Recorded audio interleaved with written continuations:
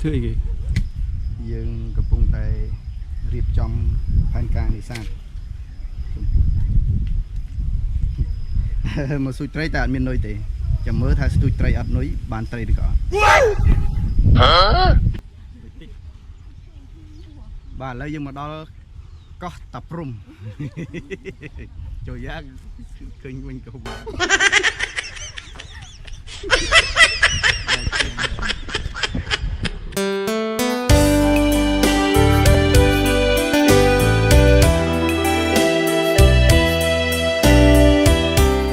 ាទសួស្តីពុកម៉ែបងប្អូនអរគ្នាថ្ងៃនេះនឹងនាំពុកម៉ែបងប្អូនអរគ្នាទៅមើលការដំណើរកម្សាន្តស្ទូចត្រីនៅលើកោះតាព្រំជាមួយខ្ញុំទាំងអស់គ្នាមែនទេយើងមិនមែនជាការស្ទូចត្រី 100% ទេដោយសារតែមានមិត្តភ័ក្តិស្រីៗក៏ទៅដែរអញ្ចឹងយើងមកកោះតាព្រំដើម្បីញ៉ាំអីនៅនេះជុំគ្នាហើយដោយសារតែខ្ញុំជាមនុស្សជួយចិត្តស្ទូចត្រីអញ្ចឹងខ្ញុំក៏ដាក់ស្ទូចមកដើម្បីស្ទូចត្រីហើយឥឡូវយើងកំពុងតែធ្វើដំណើរតាមទូកឆ្លងទៅកោះតាព្រំហើយកោះតាព្រំតាមប៉ុណ្ណឹងវាមិនឆ្ងាយទេវាមិនតិចជិះមិនតិចទៅគឺដល់ហើយអញ្ចឹងហើយកោះនេះក៏វាមិនធំប្រហែលដែរបើគិតជាហិកតាប្រហែលជាខ្ទង់ 3-4 ហិកតាហ្នឹងកោះមួយនេះព្រោះវាតូចដែរទេហើយនេះគឺជាសកម្មភាពដូចជាទេសភាពនៅតំបន់ហ្នឹងអញ្ចឹងណាឥឡូវយើងឆ្លងពីម្ដុំចិត្តគិនស្វាយទៅយើងឆ្លងទូកទៅខាងកោះតាព្រំហ្នឹងហើយកោះតាព្រំហ្នឹងសម្រាប់ខ្ញុំចូលចិត្តបរិយាកាសនៅហ្នឹងដោយសារតែទី1វាឃើញទេសភាពស្អាតហើយនឹងទេសភាពទីក្រុងផងដែរបន្តិចទៀតអ្នកនរគ្នាឃើញហើយថាទិដ្ឋភាពទីក្រុងយើងមើលពីកោះតាព្រំទៅវាស្អាតប៉ុណ្ណាលក្ខណៈថាដូចយើងនៅជនបទមើលទៅទីក្រុងអញ្ចឹងហើយអញ្ចឹងមានអារម្មណ៍ feel សម្រាប់ខ្ញុំគឺមែនតើហើយនេះ Spider-Man គេនេះព្រូទូកលើគេចាប់ដើមត្រៀមខ្សែដើម្បីទូកចូលដល់គេនឹងចងបាទសំណាងបាន Spider-Man យើងមិនបាច់ភ័យមិនបាច់ព្រួយរឿងធ្លាក់ទឹកអីទេ Spider-Man ណាខ្ញុំសួរនោះ Spider-Man លោតទឹកមុនយើងទេណាឥឡូវគេចាប់ដើមចងហើយកោះតាព្រំបងប្អូនកន្លែងកោះមួយហ្នឹងយើងអាចដាំបន្លែប្រជាជនគាត់នៅហ្នឹងគាត់ដាំបន្លែដាំអីល្អណាពោតប្រាំងអីពីមុនខ្ញុំទៅលើកណានោះពោតប្រាំងនិយាយពីល្អមែនតើហើយយើងឲ្យគាត់បេះស្ងោឆាអាំងអីទៅវាធម្មជាតិណាអញ្ចឹងអាហារបន្លែច្រើនដែលខ្ញុំចូលចិត្តនៅហ្នឹងហើយនេះអង្គពាក់អីគាត់យកកៅអីបោះតង់ទៅមើលទៅដូចអ្នកកងកញ្ញូងដូចអ្នកកងកញ្ញូងហ្នឹង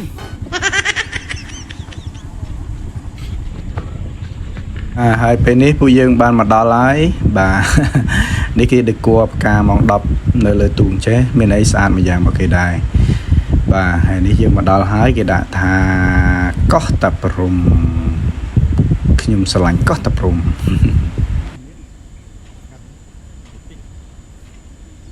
បាទឥឡូវយើងមកដល់កោះតាព្រំ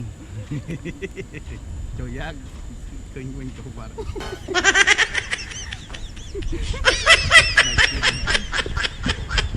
លេងនុយមាន oyster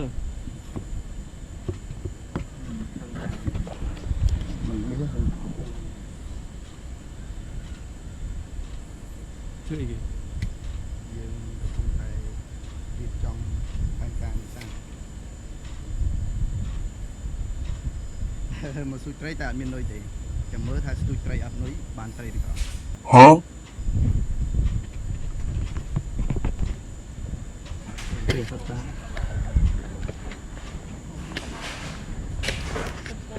មកឡាបិញភ្លែថាថតទៅចុះមួយវិញភ្លែ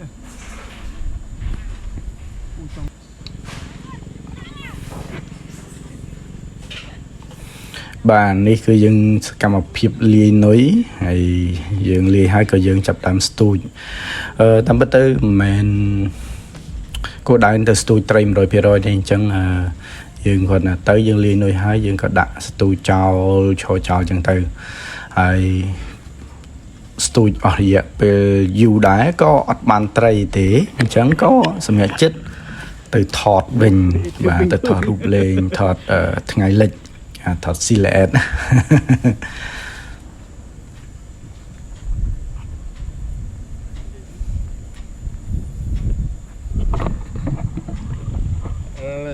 ឡូវយើងមកថត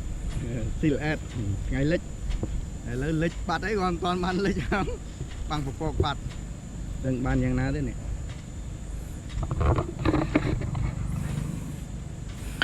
បាទនេះនឹងបងភ័ក្រគាត់កំពុងតែរៀបចំប្លង់ហើយនេះដ្រូនចាប់ដើមមកយើងកំពុងតែតេស្តប្លង់បាទហើយអាណប់ខ្ញុំគាត់ចូលចិត្តទឹកអញ្ចឹងគាត់កំពុងតែមើលប្លង់ថាគាត់អាចងូតទឹកបានអត់ហើយខ្ញុំនេះក៏ធ្វើចរិតប្រុសស្អាតហើយអង្គុយក្នុងប្លង់អញ្ចឹងណាដើម្បីថតហើយបងភ័ក្រគាត់ឲ្យ direct លើផងហ្នឹងថាធ្វើលក្ខណៈមើលនាយមើលអាយមើលឆ្វេងមើលស្ដាំអីចឹងទៅធ្វើចរិតប្រុសស្អាតអីចឹងណាអូគឺច្រែងកប៉ាវដើមច្រេញណានេះយើងចូលប្លង់មួយទៀតគឺប្លង់ដើរចូលបាទដើរចូលមិនតិចចឹងតែប៉ុន្តែមានគម្រោងអីទេគ្រាន់តែទៅថតរូបថ្ងៃលិចថ្ងៃអីចឹងណាហើយក៏ហ្នឹងយក drone ទៅដែរយើងក៏ចង់បានទេសភាពនៅហ្នឹងខ្លះអញ្ចឹងណាហើយមែនកន្លែងហ្នឹងស្អាតអាប៉យមួយហ្នឹងស្អាតហ្មងសម្រាប់បងប្អូនដែលចង់ទៅលេងកោះតាព្រំអីយើងអាចទៅលេងអាប៉យហ្នឹងបានបាទហើយមែនតើហ្នឹងមួយឆ្នាំទៅមួយឆ្នាំវាបាក់ចូលទលេច្រើនដែរហើយអាដើមឈើដែលពួកខ្ញុំអង្គុយកន្លែងលេនុយលេអីហ្នឹងឥឡូវវាបាក់អស់ហើយហ្នឹងវាបាក់ចូលទលេចូលអីអស់ហើយគេមិត្តភក្តិខ្ញុំឲ្យបានទឹកឥឡូវគេឃើញហើយហៅប្រុងខ្ញុំកំពុងតែថតឥឡូវគេហៅបដ ாய் អញ្ចឹងខាង drone លេងថតខ្ញុំទៅថតមិត្តភក្តិខ្ញុំហៅទឹកវិញគាត់ចូលចិត្តទឹកអញ្ចឹងឲ្យតែឃើញទឹកដឹងថាកន្លែងគាត់ហើយកន្លែងណាក៏បានឲ្យតែដើរលេងណាឲ្យតែមានទឹកគឺគាត់អូខេហើយនេះខ្ញុំក៏ចាប់ផ្ដើមថតរូបថតអីលេងអញ្ចឹងទៅប៉យឡើងហ្នឹងស្អាតមែនថាស្អាតហើយបងប្អូនអរគ្នាកោះតាព្រំចិត្តទេចិត្តភ្នំពេញអញ្ចឹងបើចង់អាចសម្រាប់លំហែកាយព្រោះនៅលើហ្នឹងគេមានលក់ម្ហូបអាហារមានលក់ភេសជ្ជៈអីគ្រប់ប្រភេទអញ្ចឹងបងប្អូនអាចទៅលេងសម្រាប់លំហែកាយមើលទីក្រុងភ្នំពេញយើងមើលពីហ្នឹងទៅគឺស្អាតមែនទែនហើយជាពិសេសពេលថ្ងៃលិចគឺសម្រស់ស្រស់ស្អាតនៅកន្លែងហ្នឹងខ្ញុំរីកមែនឲ្យបងប្អូនទៅលេងកោះតាព្រំហ្នឹងទៅព្រោះវាជិតភ្នំពេញដែរ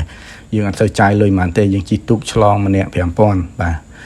ទៅវិញទៅមកហ្នឹងម្នាក់ 5,000 ហើយនេះគឺជាពយដែលយើងថតពីលើទេសភាពនៅកន្លែងហ្នឹងវាស្អាតដែរបាទ